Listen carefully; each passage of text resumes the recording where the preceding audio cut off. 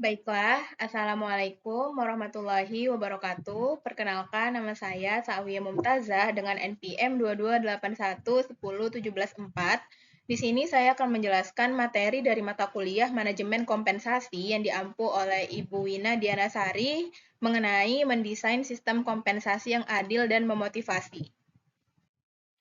Nah, yang pertama adalah latar belakang.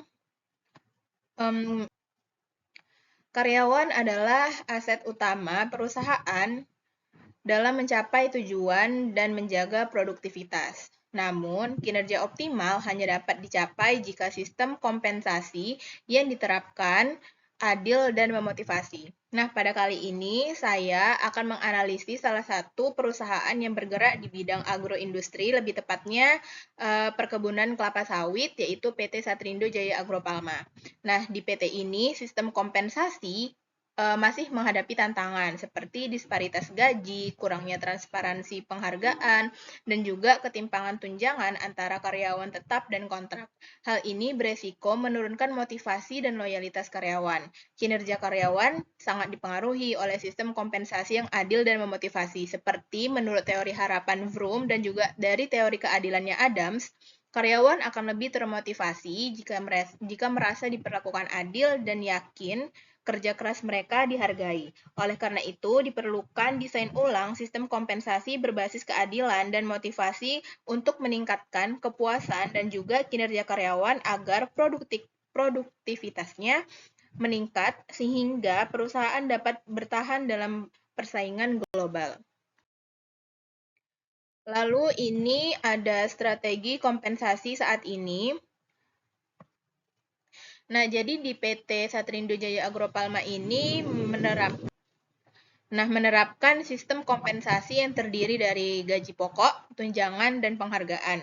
Gaji pokok ditetapkan berdasarkan status dan jabatan, adapun tunjangan itu diberikan untuk kebutuhan tertentu, dan penghargaan diberikan sesuai dengan kinerja serta masa kerja karyawan.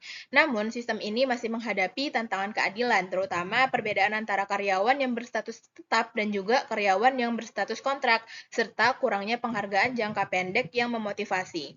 Nah, ini saya jabarkan juga poin-poin utama dari strategi kompensasi yang saat ini berjalan di PT Satrindo Jaya Agropalma.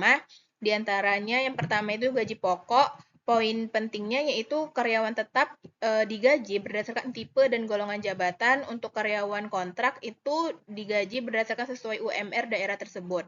Adapun untuk tunjangan, nah, untuk tunjangan itu ada tunjangan hari raya yang diberikan untuk semua karyawan, baik yang berstatus kontrak maupun tetap. Kemudian ada tunjangan beras. Nah, tunjangan beras ini cuma diberi kepada karyawan yang tetap aja dengan maksimal tanggungan itu 3 anak. Kalau misalnya udah anak keempat dan seterusnya, perusahaan udah nggak memberikan lagi karyawan tersebut tunjangan beras. Kemudian yang terakhir itu ada subsidi listrik dan cuma diberikan kepada karyawan tetap saja. Dan yang ketiga itu ada penghargaan. Untuk penghargaan, promosi jabatan untuk karyawan yang berkinerja baik dan juga ada perusahaan memberikan penghargaan berupa materi atau uang tetapi setelah 25 tahun bekerja. Nah, adapun prosedur penetapannya itu yang pertama adalah penilaian kinerja berdasarkan masa kerja, jam kerja, dan hasil kerja. Kemudian yang kedua, kebijakan ditetapkan oleh HR dan manajemen melalui SK yang dievaluasi tahunan. SK itu adalah surat keputusan. Kemudian yang ketiga yaitu keluhan dari karyawan itu disalurkan via serikat pekerja dan dibahas dalam rapat internal perusahaan. Nah, kemudian dari strategi kompensasi yang saat ini berjalan itu terdapat beberapa tantangan, di antaranya yang pertama adalah ketimpangan kompensasi antara karyawan tetap dan kontrak. Kemudian penghargaan jangka pendek masih kurang relevan untuk karyawan baru dan juga transparansi dan objektivitas penilaian kinerja masih perlu ditingkatkan. Kemudian ini ada evaluasi keadilan. Nah, di sistem kompensasi PT Satrindo Jaya Agropalma ini, perusahaan telah berupaya menerapkan prinsip keadilan distributif dan prosedural, namun masih ditemukan beberapa ketimpangan. Yang pertama itu dari keadilan distributif. Keadilan distributif itu adalah menilai apakah pembagian kompensasi sudah adil di antara semua karyawan. Nah, poin-poin plus dari hasil wawancara saya terhadap salah satu karyawan di sana sebagai analisis, yaitu yang pertama terdapat perbedaan gaji antara karyawan tetap berdasarkan tipe golongan jabatan ya. Jadi kalau yang karyawan tetap itu digajikan tadi berdasarkan tipe atau golongan jabatan, dan untuk yang kontrak itu mengacu pada UMR yang berjalan di sana atau UMR yang ditetapkan di daerah tersebut. Kemudian yang kedua, untuk transparansi cukup baik karena SK pembagian kompensasi diketahui oleh seluruh karyawan.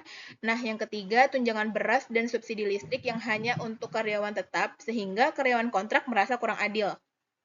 Kemudian yang terakhir adalah penghargaan materi yang hanya diberikan setelah 25 tahun bekerja, sehingga kurang memotivasi karyawan baru, karena menurut saya penghargaan yang baru diberikan setelah 25 tahun bekerja itu sangat lama, sehingga kurang memotivasi karyawan baru. Kemudian yang kedua dari sisi keadilan prosedural, yaitu keadilan yang menilai apakah proses penetapan kompensasi sudah adil dan transparan atau belum. Poin-poin penting yang saya garis bawahi yang pertama adalah proses penetapan gaji dan tunjangan dilakukan HR melalui analisis lapangan, lalu disahkan bersama manajemen lewat surat keputusan. Kemudian, surat keputusan dikomunikasikan kepada semua karyawan dan dievaluasi secara berkala. Kemudian yang ketiga, promosi jabatan didasarkan pada kinerja dan masa kerja. Namun, kriteria kinerja baik kurang transparan sehingga beresiko dianggap tidak objektif. Kemudian yang terakhir adalah partisipasi karyawan dalam pengambilan keputusan kompensasi masih terbatas.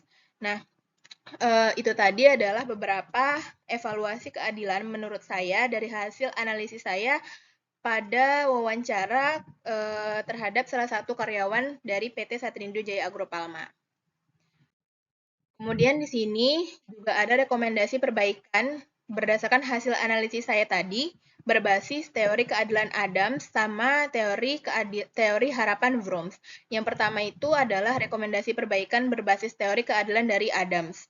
Nah, menurut teori keadilan Adams, karyawan itu akan merasa puas dan termotivasi jika mereka menilai rasio antara input, yaitu usaha, pengalaman, dan juga keterampilan, dan output yang meliputi gaji, tunjangan, penghargaan yang mereka terima itu sebanding dengan rekan kerja mereka. Ketidakadilan dalam sistem kompensasi dapat menimbulkan ketidakpuasan, menurunkan motivasi, dan meningkatkan risiko turnover. Oleh karena itu, perbaikan sistem kompensasi di PT ini perlu difokuskan pada pengurangan disparitas dan juga peningkatan transparansi agar seluruh karyawan merasa diperlakukan adil. Nah, di sini saya buat dalam bentuk poin-poin rekomendasi. Yang pertama itu adalah menambah tunjangan resiko untuk karyawan lapangan. Tadi kan udah ada tunjangan beras, kemudian subsidi listrik, kemudian ada tunjangan hari raya. Nah, di sini saya merekomendasikan untuk memberikan tunjangan resiko nih untuk karyawan yang ada di lapangan. Nah, misalnya dengan menambah 15% dari gaji pokok. Tujuannya adalah agar kompensasi itu sebanding dengan tingkat usaha dan resiko yang mereka hadapi. Sehingga mereka juga akan mengerahkan kinerja terbaik mereka di lapangan. Kemudian yang kedua, pemerataan tunjangan dasar. Nah, ini berikan tunjangan dasar misalnya kayak tunjangan berasnya itu juga diberikan kepada karyawan kontrak aja, kontrak juga gitu. Jadi bukan hanya diberikan kepada karyawan tetap, tapi juga diberikan kepada karyawan yang kontrak. Jadi untuk mengurangi ketimpangan dan meningkatkan rasa keadilan tadi. Cuman memang maksimal tanggungannya tetap cuman 3 orang anak aja. Kemudian yang ketiga, penghargaan lebih inklusif dan berjenjang. Nah, tadi itu penghargaannya kan baru diberikan setelah 25 tahun bekerja. Nah, saya merekomendasikan perbaikannya dari hasil analisis saya tadi untuk menyediakan penghargaan jangka pendek, misalnya penghargaan bulanan untuk karyawan yang berprestasi atau yang berkinerja baik gitu, agar tidak hanya karyawan senior yang mendapat pengakuan, tetapi juga karyawan baru dan karyawan kontrak juga bisa gitu. Kemudian transparansi penilaian kinerja. Nah, di sini jelaskan nih kriteria penilaian kinerjanya dan promosi secara terbuka supaya agar semua karyawan itu memahami bagaimana nih input mereka dihargai sehingga persepsi keadilan meningkat. Kemudian yang terakhir adalah evaluasi dan komunikasi berkala. Nah, lakukan evaluasi sistem kompensasi secara rutin dan libatkan perwakilan karyawan dalam proses pengambilan keputusan untuk meningkatkan kepercayaan dan partisipasi. Nah, dengan menerapkan rekomendasi ini, perusahaan dapat menciptakan sistem kompensasi yang lebih adil, meningkatkan motivasi, serta memperkuat loyalitas dan produktivitas karyawan sesuai dengan prinsip teori keadilan dari Adams. Lalu, rekomendasi perbaikan berbasis teori harapan Vroom. Di sini teori harapan Vroom itu menekankan bahwa motivasi karyawan akan tinggi jika mereka yakin bahwa usaha yang dilakukan akan menghasilkan kinerja baik dan kinerja tersebut benar-benar dihargai dengan kompensasi yang bernilai bagi mereka. Oleh karena itu, sistem kompensasi perlu dirancang agar hubungan antara usaha, kinerja, dan penghargaan terasa jelas dan adil bagi semua karyawan. Di sini poin-poin rekomendasi yang saya garis bawahi adalah yang pertama penghargaan jangka pendek dan terukur. Nah, ini berikanlah penghargaan bulanan seperti karyawan terbaik gitu ya, agar karyawan yakin bahwa kinerja baik dia tuh langsung mendapat pengakuan.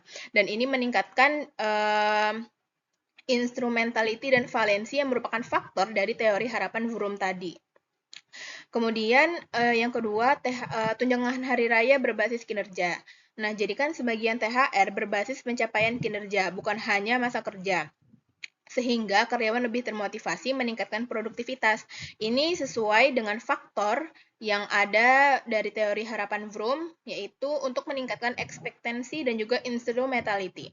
Kemudian yang ketiga ada transparansi jalur promosi. Nah, jelaskan secara terbuka kriteria dan proses promosi jabatan agar karyawan tahu langkah konkret yang harus diambil untuk mendapat penghargaan atau kenaikan jabatan. Nah, ini tujuannya untuk meningkatkan ekspektansi dari karyawan sesuai dengan teori harapan Vroom tadi. Nah, dengan menerapkan rekomendasi ini, perusahaan dapat meningkatkan motivasi, kepuasan, dan juga kinerja karyawan karena setiap usaha yang dilakukan terasa bermakna dan dihargai secara nyata sesuai harapan mereka. Dan juga pastinya mereka akan meningkatkan kinerja mereka untuk keberlangsungan atau untuk pencapaian target dari perusahaan ini. Nah, kemudian di sini saya sertakan juga struktur kompensasi revisi dengan justifikasi. Yang pertama dari gaji pokok. Nah, komponennya itu adalah dari karyawan tetap dan juga karyawan kontrak. Nah, untuk komponen karyawan tetap, untuk sebelumnya, struktur kompensasinya itu adalah berdasarkan pemberian gajinya ya, berdasarkan tipe dan golongan jabatan. Kemudian saya revisi dengan penyesuaian beban kerja. Jadi ditambah dengan penyesuaian beban kerja.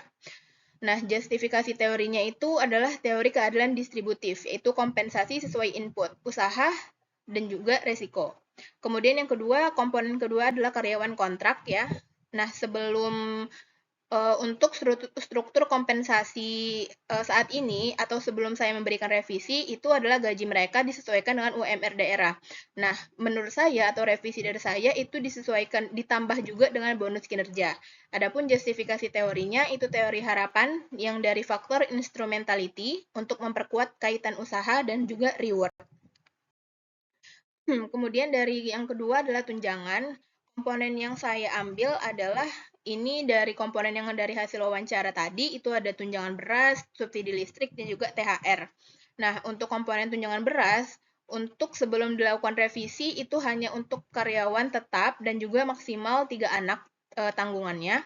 Nah, revisinya itu ditambah untuk kuota dasar untuk semua karyawan, baik itu yang tetap maupun yang kontrak, dan juga tambahannya itu berdasarkan kinerja. Jadi misalnya nih karyawan tetap yang maksimalnya 3 anak tadi itu kan kalau ditambah sama kinerja malah lebih bagus kan. Jadi lebih termotivasi nih dianya. Misalnya dia memberikan kinerja yang bagus, ya dia pasti akan mendapatkan tunjangan yang lebih banyak lagi gitu.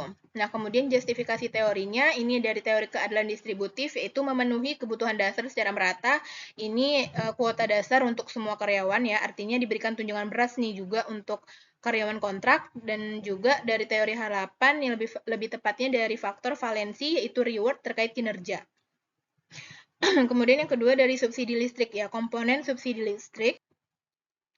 Untuk komponen subsidi listrik itu sebelum dilakukannya revisi, sebelum diberikan revisi adalah hanya untuk karyawan tetap.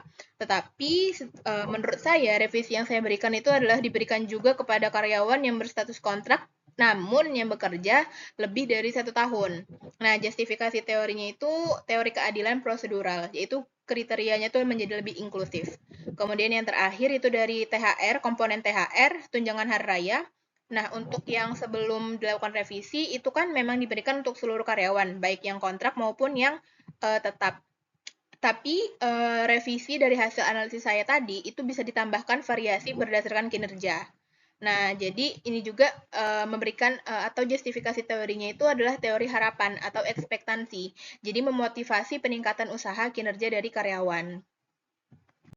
Kemudian yang terakhir itu ada penghargaan. Penghargaan itu komponennya itu ada dua. Ada penghargaan setelah 25 tahun bekerja sama yang komponen promosi jabatan tadi. Kalau yang pertama itu kan komponen bahwa penghargaan itu diberikan setelah 25 tahun bekerja kan di perusahaan. Dan sebelumnya itu juga sebelum dilakukan revisi itu dalam bentuk materi atau uang yang diberikan langsung seluruhnya pada karyawan. Nah, revisi dari saya itu juga diberikan piagam penghargaan, kemudian diberikan juga nih penghargaan jangka pendek, misalnya kayak karyawan terbaik gitu ya, karyawan terbaik bulanan itu kayak rewardnya itu ada pelatihan atau cuti tambahan gitu. Nah, justifikasi teorinya itu adalah teori keadilan prosedural, yaitu mengakui loyalitas gitu. Jadi dengan piagam penghargaan tadi, dia tuh apa ya, merasa bahwa dia memang loyal nih terhadap perusahaan. Kemudian teori harapan atau valensi, nah rewardnya itu bernilai dan relevan yang tadi cuti tambahan, kemudian ada pelatihan gitu. Kemudian komponen yang kedua itu dari promosi jabatan. Kalau yang tadi sebelum dilakukan revisi itu adalah diberikan pada karyawan yang berkinerja baik. Namun kriterianya tuh belum jelas gitu gimana. Nah, revisi dari saya itu dinilai berdasarkan poin kinerja. Misalnya kriterianya tuh lebih transparan jadinya, misalnya entah dari produktivitas atau inisiatif karyawan tersebut gitu. Nah, justifikasi teorinya itu dari teori harapan yang faktor instrumentality, yaitu karyawan paham cara mencapai promosi jabatan yang diinginkan mereka. Sehingga tuh karyawan meningkatkan lagi nih kinerja mereka untuk bisa berada di jabatan yang mereka inginkan tersebut. Nah, jadi kesimpulannya, berdasarkan hasil analisis, dapat disimpulkan bahwa sistem kompensasi di PT Satrindo Jaya Agropalma ini telah memiliki dasar keadilan dan motivasi. Namun, masih terdapat beberapa ketimpangan, khususnya pada pembagian tunjangan dan penghargaan antara karyawan yang berstatus tetap dan juga karyawan yang berstatus kontrak. Evaluasi menggunakan teori keadilan Adams dan juga teori harapan Vroom menunjukkan bahwa transparansi dan kejelasan prosedur sudah cukup baik. Tetapi penghargaan jangka pendek dan partisipasi karyawan dalam pengambilan keputusan masih perlu ditingkatkan. Oleh karena itu, perbaikan sistem kompensasi yang lebih adil, transparan, dan relevan dengan kebutuhan karyawan sangat penting untuk meningkatkan motivasi, kepuasan, dan daya saing perusahaan di industri perkebunan kelapa sawit yang kompetitif. Baiklah, sekian pemaparan materi dari saya. Lebih dan kurangnya saya mohon maaf. Assalamualaikum warahmatullahi wabarakatuh.